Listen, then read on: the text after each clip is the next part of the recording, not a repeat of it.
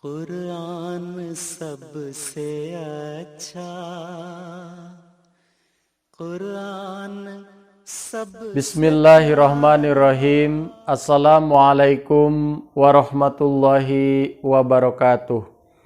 Hadrat Masih Maud alaihi salatu wassalam telah memberikan sebuah nasihat kepada kita sekalian bahwa orang yang menentang kebenaran maka mereka akan mengalami kehancuran iman. Sejak awal, para tokoh agama dari masa ke masa memiliki keyakinan yang teguh bahwa barang siapa yang menentang kebenaran, maka perlahan-lahan iman mereka akan mengalami kehancuran. Barang siapa yang tidak beriman kepada utusan-utusan Allah Subhanahu wa Ta'ala, maka istilah yang disematkan kepada mereka adalah kafir.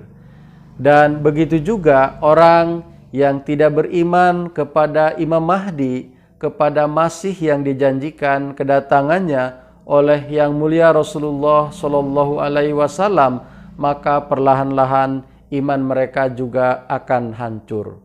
Beliau bersabda bahwa akibat akhirnya adalah sama, ya. Yang terjadi kemudian adalah pertama-tama mereka akan menentang, ya, kehadiran Imam Mahdi dan Masih yang dijanjikan. Kemudian mereka akan menjauh dan setelah itu mereka mengobarkan permusuhan. Dan pada akhirnya mereka juga melakukan tindakan-tindakan yang melampaui batas dan ujung-ujungnya kehancuran akan terjadi pada iman mereka. Nasihat Hadrat Masih Maud alaihi salam yang telah disebutkan tadi mengingatkan kembali kepada kisah monumental yang terjadi kepada Fir'aun. Ketika Allah Subhanahu wa Ta'ala telah mengutus Nabi Musa alaihissalam untuk mengingatkan kepada Fir'aun dan kaumnya yang telah melampaui batas. Bahkan Fir'aun menyebutkan dirinya sebagai personifikasi dari Tuhan itu sendiri. Nah, setelah itu kemudian Fir'aun melakukan penentangan yang hebat kepada Nabi Musa alaihissalam, dan setelah itu menjauhkan Nabi Musa alaihissalam dari lingkungan istana. Padahal Nabi Musa alaihissalam adalah orang yang dibesarkan di dalam istana Fir'aun itu sendiri. Nah, setelah itu karena berbagai hal yang dia fikirkan bahwa Nabi Musa alaihissalam akan menyelamatkan diri dan keluar dari Mesir dan akan menjadi penentang hebat dari Fir'aun, maka Fir'aun pun mengobarkan permusuhan kepada Nabi Musa alaihissalam. Dan tindakan akhirnya Fir'aun dan bala tentaranya, ya, akan menangkap Nabi Musa alaihissalam dan akan membumi hanguskan Bani Israel yang dibawa lari oleh Nabi Musa alaihissalam. Akan tetapi dengan karunia Allah Subhanahu wa Ta'ala, Nabi Musa alaihissalam dan kaum Bani Israel dapat selamat dari cengkraman Fir'aun setelah bisa melewati Laut Merah dengan mukjizat Allah Subhanahu wa Ta'ala.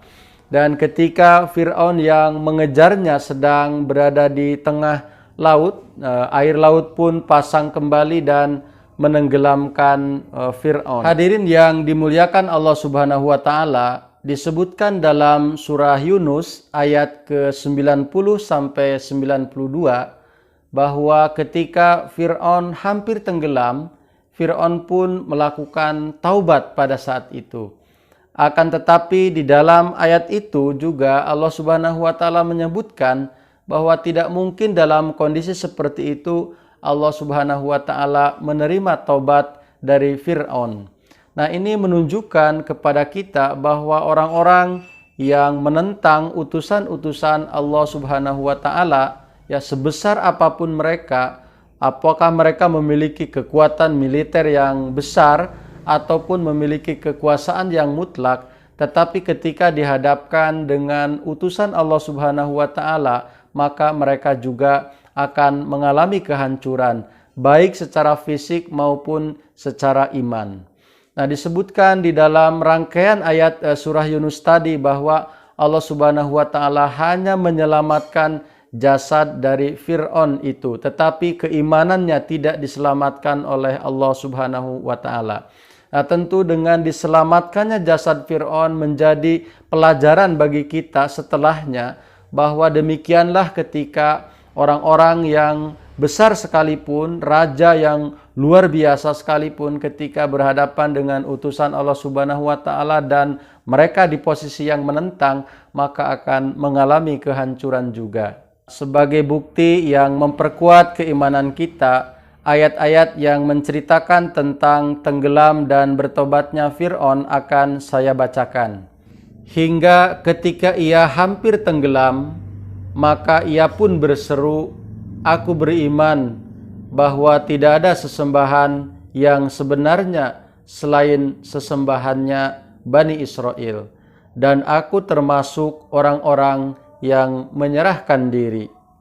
Kemudian Allah Subhanahu wa taala berfirman, "Apakah baru sekarang kamu beriman, padahal sebelumnya engkau telah bermaksiat dan termasuk orang-orang yang merusak? Maka pada hari ini kami selamatkan jasadmu agar bisa menjadi pelajaran berharga bagi orang-orang setelahmu. Sungguh mayoritas manusia itu mereka lalai dari ayat-ayat kami." Di dalam ayat tadi disebutkan bahwa Allah Ta'ala akan menyelamatkan jasad dari Fir'aun. Dan betul saja sedemikian rupa kemudian secara historis atau kesejarahan kita bisa mengetahui bahwa jasad Fir'aun yang menentang Nabi Musa alaihissalam itu dimumikan oleh para pengikutnya. Dan beberapa kali sering dipamerkan berkenaan dengan jasad dari Fir'aun itu. Nah, ini tentu menjadi pelajaran berharga bagi kita sebagai umat manusia, bahwa ketika siapapun menentang utusan-utusan Allah Subhanahu wa taala akan mengalami kehancuran dari segi keimanannya. Ya, Allah Subhanahu wa taala di dalam ayat itu juga hanya menyelamatkan jasad Fir'aun saja, tetapi keimanannya tidak. Tetapi orang-orang yang beriman kepada utusan-utusan Allah Subhanahu wa taala, maka Allah Ta'ala akan memberikan keselamatan yang istimewa kepada mereka. Karena apa? Allah Subhanahu wa taala sendiri berfirman di dalam Al-Qur'an, "Dan merupakan kewajiban atas kami untuk menolong orang-orang yang beriman." Mudah-mudahan kita termasuk di antara orang-orang yang beriman kepada utusan-utusan Allah Subhanahu wa taala, termasuk kepada Imam Mahdi dan Al-Masih yang dijanjikan kedatangannya oleh yang mulia Rasulullah Shallallahu alaihi wasallam. Pasti dan pasti tantangan dan rintangan akan terjadi.